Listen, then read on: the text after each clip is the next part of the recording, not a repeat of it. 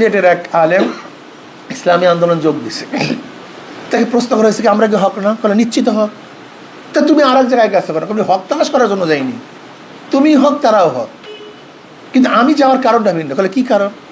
বলে দেখো, আমার মূল উদ্দেশ্য হল ইসলামী হুকুমাত কায়েম করা, সংগঠন হলো আমার ওয়াসায়েল, সংগঠন বেদ ইসলামী হুকুমাত কায়েম করা সম্ভব না। আম পার আমার মাকসাদ, লাঠি আমার মাকসাদ না, লাঠি আমার ওয়াসায়েল, এর মাধ্যমে আম পারি।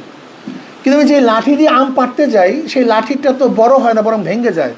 সেই লাঠি দিয়ে কি করতে আম পাড়তে পারবো? কোনোদিন সম্ভব না। আমি যে সংগঠন করি, সেই সংগঠনটা বড় হয় না, বারবার ভেঙে যায়।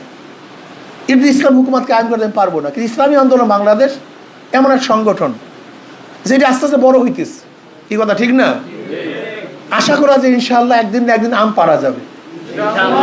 এর জন্য আমি সেখানে গেছি, হক এবং বাতিলকে কেন সাব্যস্ত করার জন্য চাইনি।